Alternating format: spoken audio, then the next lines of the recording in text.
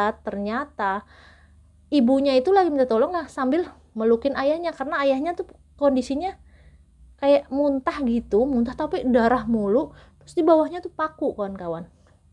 Paku silet tuh bener-bener tajam gitu, pada keluar dari mulut ayahnya kayak muntah gitu, muntahnya tuh muntah kayak gituan.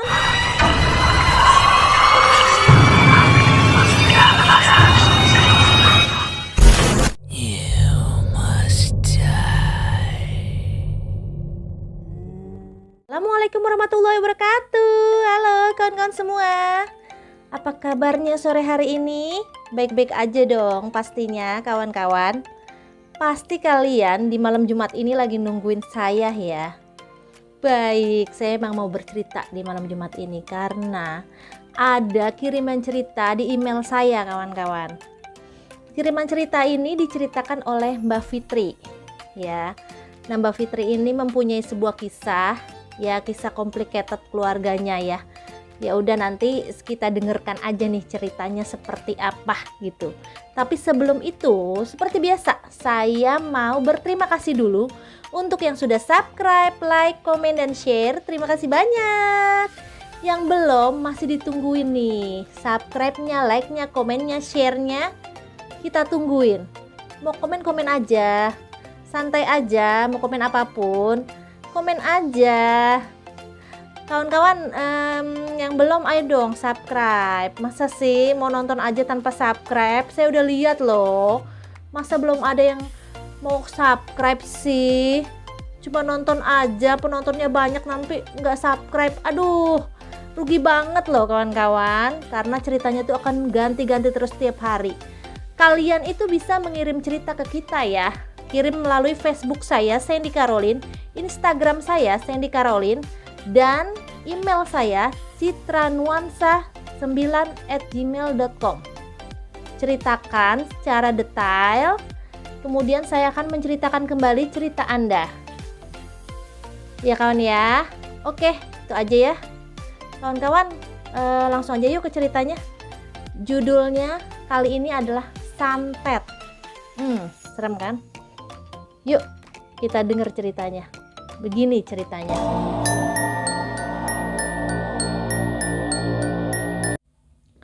Cerita ini berawal ketika ayah dan ibu Mbak Fitri. Mbak Fitri ini anak tunggal ya kawan-kawan ya. Umurnya itu 17 tahun. Jadi dia ini kelibet ya kawan-kawan. Dia ini baru lulus SMA waktu itu. Nah, mereka ini punya anak cuma satu-satunya, yaitu Mbak Fitri ini kawan-kawan.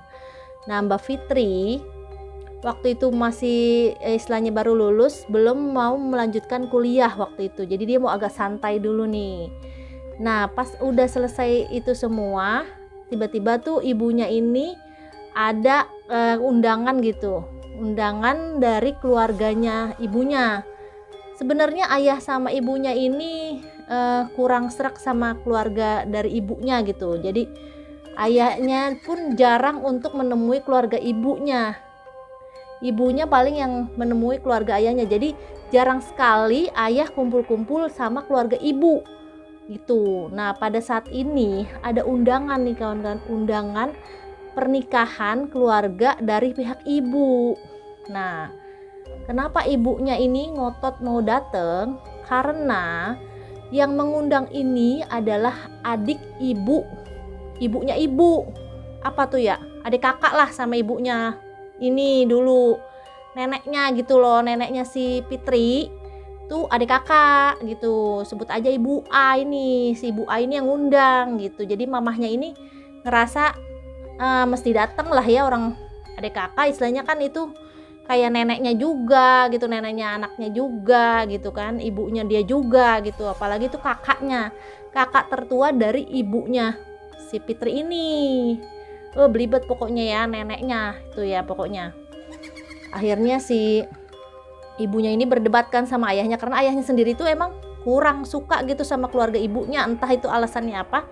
Ayahnya itu nggak pernah mau datang ke acara apapun yang ada keluarga ibunya, kata si Mbak Fitri ini. Alasannya kurang tahu gitu, karena ayah selalu ngindar ya, bilang ada pekerjaan lah, pokoknya selalu aja ada alasannya. Nah pada saat itu ibunya tetap nggak mau ngalah, dia pengen datang juga, tetap ayahnya pun nggak mau ngalah juga. Akhirnya mereka bertengkar kan, hebat ya. Mbak Fitri nggak bisa ikut campur, namanya anak-anak kan ya. Akhirnya Mbak Fitri itu pergilah menuju kamar. Udah dia nggak mau ikut campur lah, mereka berdebat. Terus tiba-tiba ayahnya ngomong kan sama ibunya, ya udah katanya, kalau emang mau pergi bolehlah katanya, tapi katanya perginya nggak nginep ya, kata ayahnya. Ngomong nih sama mamahnya Mbak Fitri. Ya katanya, emang nggak capek katanya gitu. Ya gimana katanya, aku nggak mau kalau misalnya nginep-nginep katanya gitu. Padahal kan perjalanannya lumayan jauh kawan-kawan. Itu lumayan jauh dari Jakarta menuju Bandung. Kan lumayan jauh kalau misalnya dia bolak-balik kan ngabisin waktu panjang gitu kan. Ibunya nego lagi, ibunya bilang ya udahlah ya gitu, sehari aja deh, nggak apa-apa kan ya. Tetap ayahnya nggak mau, enggak saya sibuk banyak pekerjaan pokoknya katanya. Gak bisa, pokoknya kalian harus pulang gitu. Ya ibunya ya udahlah, deal ya, daripada ribut-ribut terus gitu kan, pikiran ibunya oke gitu. Akhirnya udah mereka berangkat tuh di hari H yang di undangan itu kan. Berangkat, ayahnya izin sama ibunya dan juga beberapa keluarganya ya, yang adiknya neneknya itu ya, sebut aja Ibu A yang punya acara itu, bilang kalau dia itu pengen beristirahat di kamar. Oh iya silakan, udah disediain sih kawan-kawan kamarnya gitu kan. Ayahnya itu udah bawa laptop nih, ceritanya dia mau kerja gitu, padahal tuh hari Sabtu loh kawan-kawan. Tetap aja ayahnya tuh bawa laptop mau kerja dia. Akhirnya dia ke atas kan, dia nggak mau ikut sama tamu-tamu itu, nggak mau, dia nggak mau berbaur ayahnya sama keluarga ibunya itu, nggak mau. Akhirnya si ibu ini yang berbaur lah sama keluarga, sama Mbak Fitri. Mbak Fitri juga sama, dia berbaur lah sama sepupu-sepupunya ya. Kan jarang ketemu juga Mbak Fitri karena kan ayahnya itu jarang mau berkumpul sama keluarga dari ibunya. Jadi ya udah ayahnya jadi jarang nih ngajak keluarganya nih, yang Mbak Fitri ibunya untuk datang ke rumah sih ini, keluarga dari ibunya ini, siapapun itu dia nggak mau. Nah akhirnya Mbak Fitri kan berbaur sama sepupunya, ibunya juga berbaur lah sama keluarganya. Nah pas itu siang itu kan udah jam 2 ya. Terus Mbak Fitri ngeliat jam, wah ayah belum makan nih, karena dia udah makan siang, ibunya juga udah. Dia lihat, ayah belum makan, udah jam 2. Dia langsung nyendokin nasi nih buat ayahnya, maksudnya mau dibawa ke kamarnya ayahnya yang di atas yang lagi main laptop itu kan, lagi kerja katanya gitu kan pikirannya Mbak Fitri. Ya udah, pas dia mau izin sama ibunya nih sambil bawa nasi, dia lihat ibunya lagi ngobrol sama seorang cowok gitu ya, kayak om-om gitulah katanya Mbak Fitri, seumuran lah sama ibunya. Nah Mbak Fitri nyebutnya om gitu karena kan mukanya ya seumuran sama ibunya dia. Permisi ma, ini aku mau ngasih ayah katanya makanan gitu. Ya udah kasih aja kata mamahnya gitu. Terus Mbak Fitri tuh masih ngeliatin itu siapa gitu, itu sepupunya si mama apa gimana gitu kan. Dia bertanya-tanya tuh sepupunya mamahnya apa ibu itu kan, ibunya dia tuh apa bukan gitu. Dia masih melongo-melongo, tapi kok bercandanya akrab banget, ketawa-ketawa gitu deh, pokoknya gelayut-gelayutan gitu kan mamanya. Nah si Mbak Fitri masih bertanya-tanya, tapi udahlah ya kata Mbak Fitri, udah dia jalan lah ke atas. Nyampe di atas dia lihat ayahnya lagi duduk aja di ubin gitu. Nah terus Mbak Fitri bilang, ya ini makan dulu gitu, ayah kan belum makan, ini udah jam 2 gitu. Oh iya nak, makasih kata ayahnya, suruh ibu naik ya ke atas gitu, temenin ayah di kamar gitu. Terus Mbak Fitri bilang, ibu lagi ngobrol ya, ngobrol sama siapa? Gak tahu aku, sama om-om gitu katanya, mungkin saudara dari ibu kali, aku juga gak kenal katanya si Mbak Fitri. Emang dia gak kenal sama sekali kan, jarang ketemu sama keluarga dari ibunya. Lah ayahnya ini yang dengar kayak gitu, tiba-tiba tuh kayak orang marah gitu, langsung dia langsung keluar kamar gitu, kayak orang marah gimana sih, keluar kamar, lari, jalan, kucuk-kucuk. Yang dia tuh longok-longok gitu kan, jadi dia kamarnya di atas ya, dia ngelongok-longok gitu ngelihat ke arah bawah tuh yang kan pestanya pesta kebun. Kelihatan dia nyari-nyari ibunya gitu, tempat ibunya. Dia ngeliatin, oh itu dia, langsung dia lari kenceng banget, langsung mukul om-om itu, om yang lagi ngobrol sama ibunya. Tiba-tiba tuh tanpa ngomong apapun, tahu-tahu langsung nonjok om itu, Nah Om itu kan jatuh kan, terus Mbak Fitri lo kan megangin ayahnya, terus ibunya pun cuma bengong gitu, semua keluarganya juga ngomong. Nah si ibu A yang punya hajat ini marah karena ayahnya itu dianggap sudah istilahnya bikin malu gitu, terus udah gitu kan bikin acaranya tuh jadi nggak, inilah istilahnya nggak enak gitu kan, banyak tamu terus tiba-tiba langsung datang nunjuk orang gitu kan. Nah ibu A ini marah, kamu ini gimana sih katanya, jangan kayak gitu dong, kamu bikin rencana ini katanya tamu pada takut apa gimana gitu kan, pada marah-marah lah ibu A itu pada saat itu. Nah suaminya si ayah ini langsung ngomong gini, apa katanya kayak gini, saya nggak suka. Lah Mbak Fitri bingung, kenapa sih ayah tiba-tiba nonjok juga, kan Mbak Fitri kan benar-benar nggak tahu apa-apapun itu kan, ini diem aja. Terus kata ayah kenapa gitu, kenapa ayah pukul gitu, diem aja ayahnya nggak mau ngomong. Pokoknya ayah bilang, saya nggak mau katanya ngelihat istri saya ngobrol sama dia gitu. Terus ibu A bilang, saya juga nggak suka kamu katanya datang ke acara saya tuh ngundangnya Ella. Nah Ella ini ibunya si Mbak Fitri, namanya si Ella. Saya ngundangnya Ella sama anak kamu, bukan kamu, kenapa kamu datang gitu. Nah ayahnya kan rasa tersinggung dong dengan kata-kata dari ibu A ini. Langsung ayahnya bilang, saya juga nggak sudi kok datang ke sini.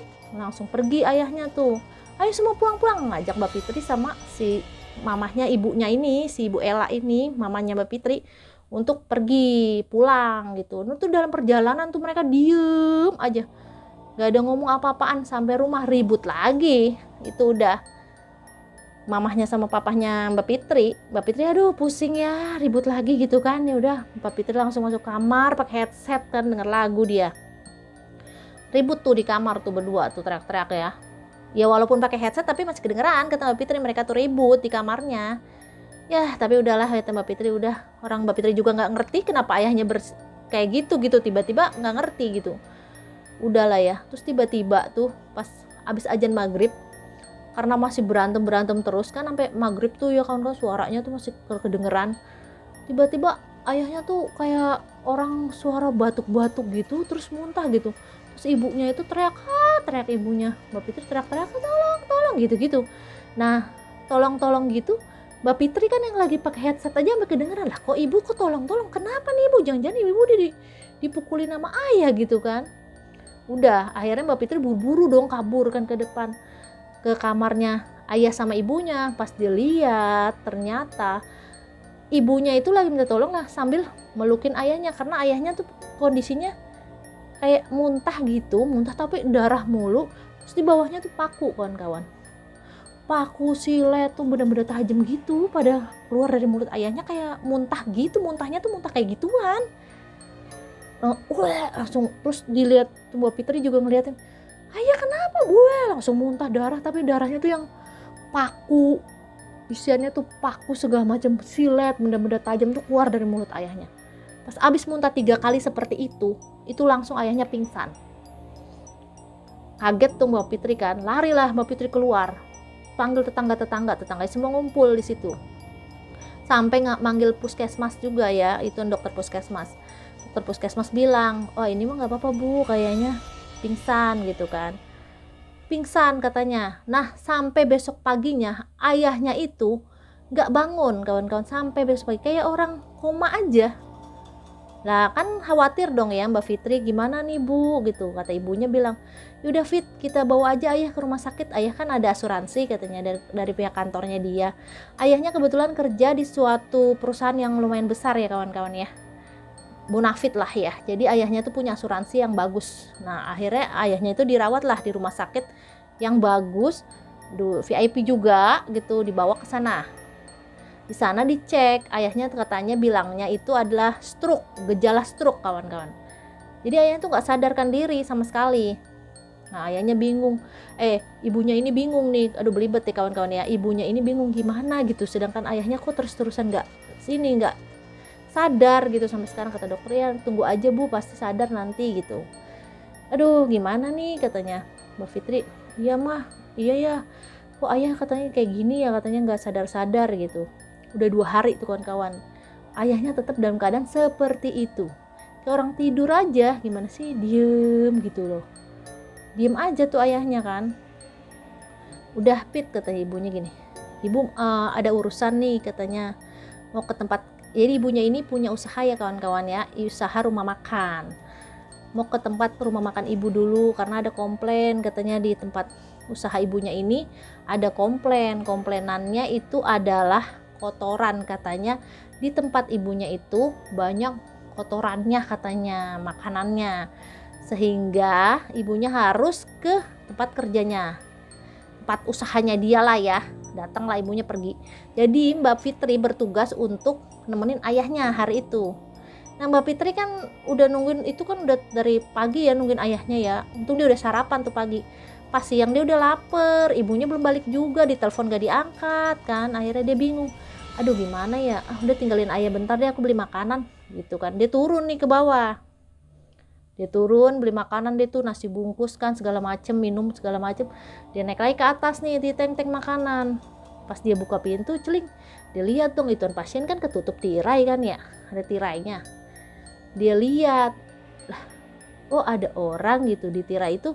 Dia lihat ayahnya tiduran, terus ada kayak orang gitu, orang berdiri tapi tinggi. Nah dia mikirnya ada suster kalau nggak dokter yang lagi meriksa gitu, meriksain ayahnya. Nah kayak dia bilang, dok ada itu lagi diperiksa ada ayah saya katanya gitu ya.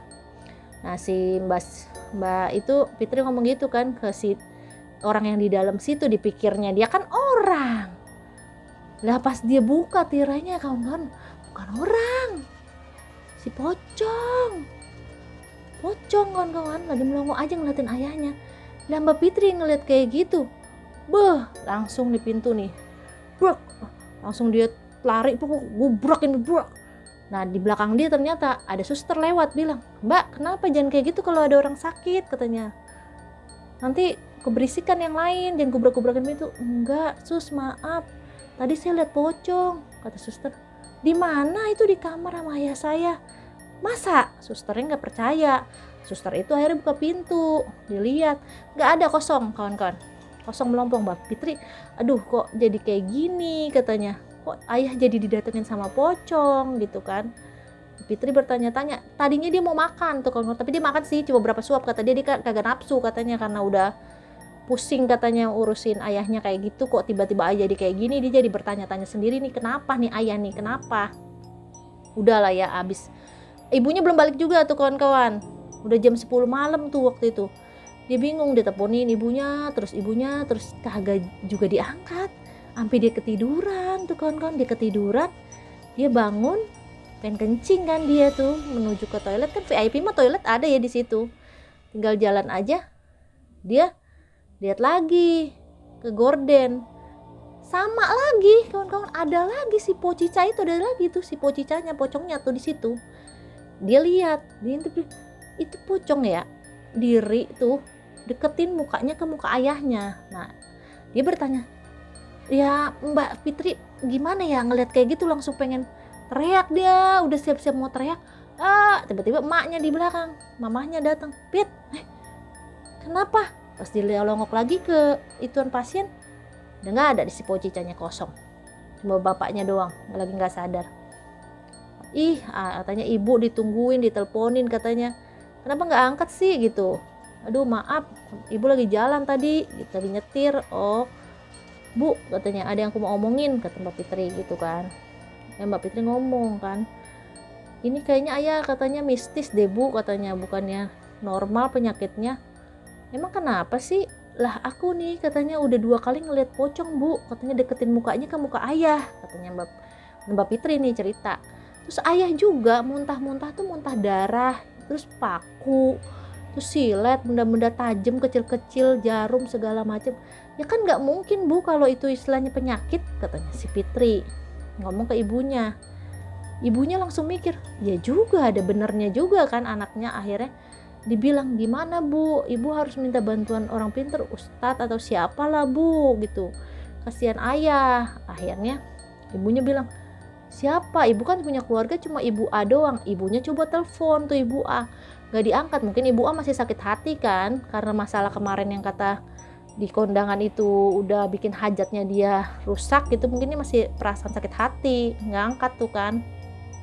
Telepon lah Mbak Fitri ke omnya, ada omnya nih, bilang, Om Rauf bilang, Rauf namanya, Om Rauf, ya udah nanti disampein gitu ke Ibu A gitu, gimana caranya apa gimana gitu kan. Akhirnya disampein. Nggak lama lagi ngobrol-ngobrol sama Fitri, Ibu A beneran nelpon ke mama, ke ibunya Mbak Fitri, ngomong, ya Allah, katanya kayak orang khawatir gitu kan suaranya, bilang, aduh ya Allah gimana ya, ya udah gini aja Ella, kamu pulang aja katanya ke sini ke Bandung gitu. Nah Mbak Ella yang bilang kayak gitu langsung bingung, kenapa saya suruh pulang gitu, sedangkan suami saya lagi kayak gini lah. Dia kan jadinya bingung dong, oh saya pulang saya harus ninggalin suami, sedangkan suami saya lagi kayak gini, lagi sakit parah gitu kan. Udah kamu pulang dulu, ada yang mau saya bicarain, kata Ibu A. Akhirnya Ibu A ini memutuskan untuk Mbak Ella ini harus pulang gitu ke Bandung kalau emang mau dibantu sama dia. Ya udahlah Mbak, ya udahlah Bu, katanya nanti aku pulang, katanya si Mbak Ella ngomong ke ibu itu, Ibu A ini. Dia ngomong dong ke anaknya nih, Mbak Fitri, Pit, kamu bisa tolong nggak? Tolong ibu, katanya jagain ayah dulu. Ibu disuruh pulang ke Bandung besok pagi. Fitri mau ngapain Bu gitu kan? Kok pakai pulang ke Bandung lagi? Lah, soalnya katanya Ibu A ini bisa bantu Pit. Kalau misalnya kamu mau tolong ibu, katanya jaga ayah dulu. Ya udah deh, akhirnya Fitri mau, terpaksa tuh kan, sebenarnya juga takut dia kan ketemu pocong itu.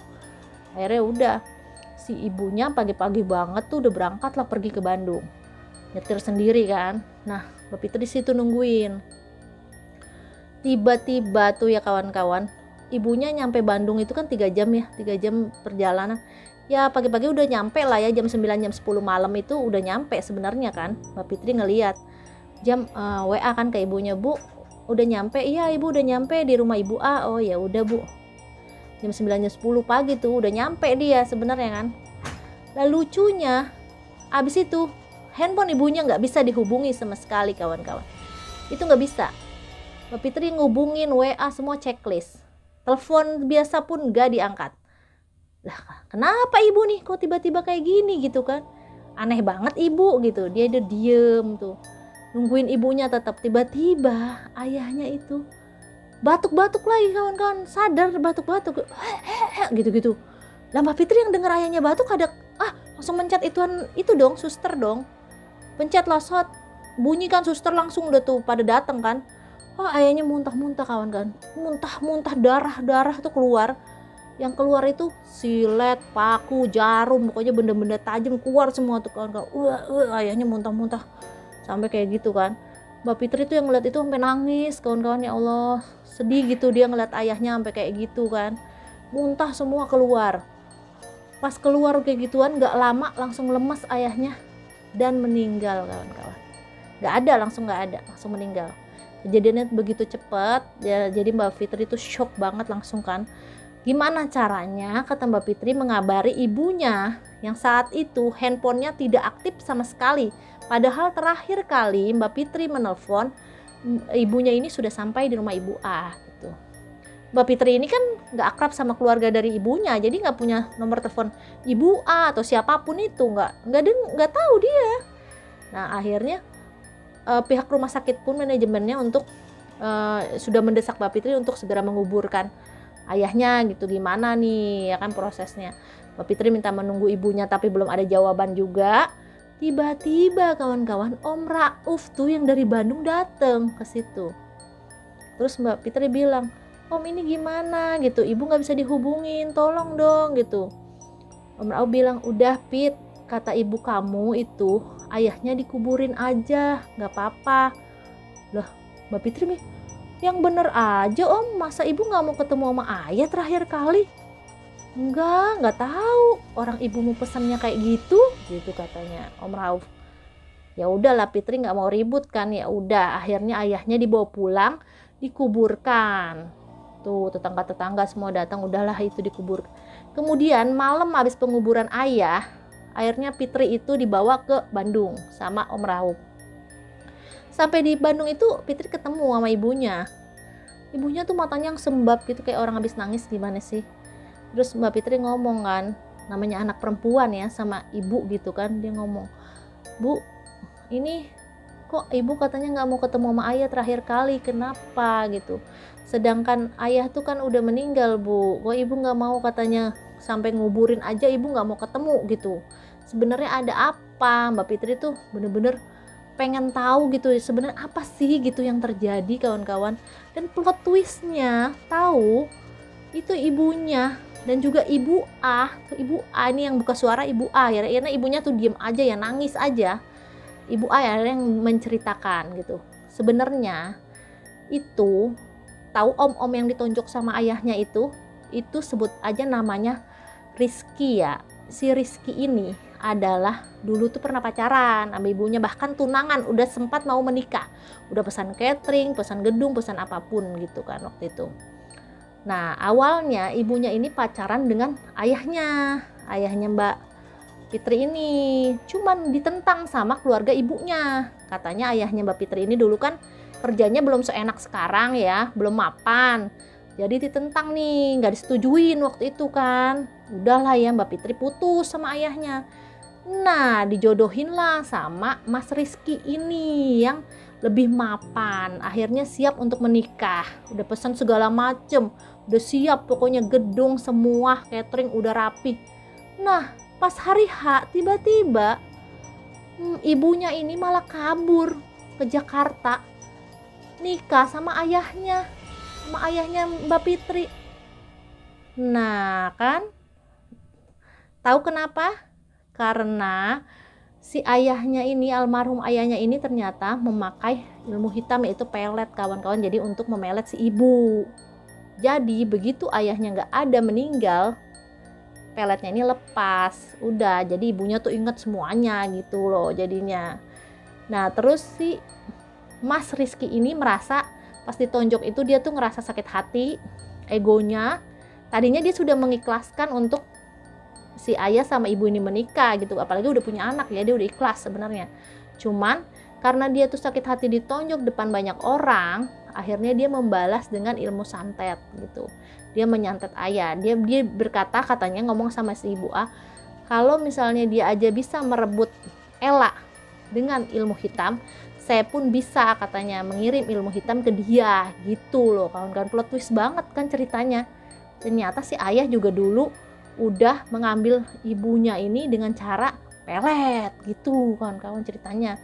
Nah Mbak Fitri yang denger itu ya ampun kasihan banget. Mbak Fitri kan istilahnya yang jadi korban ya kawan-kawan ya, kasihan banget gitu. Ibunya tuh ya sempet beberapa tahun tuh dia rumah makannya tutup kawan-kawan, karena ibunya tuh belum bisa gitu, maksudnya hatinya belum kuat untuk melanjutkan hidupnya. Jadi dia tuh bingung gitu loh kawan-kawan. Mbak Fitri juga cepet down juga, apalagi denger cerita yang seperti itu ya down lah ya, apalagi dia kan baru lulus tuh, masih muda kan. Kasihan banget tuh Mbak Fitri itu, down banget. Ya untungnya ibunya tetap sayang sama Mbak Fitri karena dia kan anaknya ya, dia tetap sayang. Mbak Fitri mah nggak salah apa-apa, dia nggak tahu apa-apa juga gitu kan pada saat itu. Itu ceritanya kawan-kawan, agak panjang ya ceritanya ya, plot twist banget kan. Makanya serem, jangan kalian bermain hal-hal mistis kayak gitu, serem kawan-kawan. Udah ya, itu aja ya cerita-cerita saya. Terima kasih banyak loh sebelumnya udah mau nonton video-video saya. Terima kasih banyak sudah subscribe, like, comment, share. Udah itu aja ya. Sampai jumpa lagi di cerita saya berikutnya. Dadah. Assalamualaikum warahmatullahi wabarakatuh.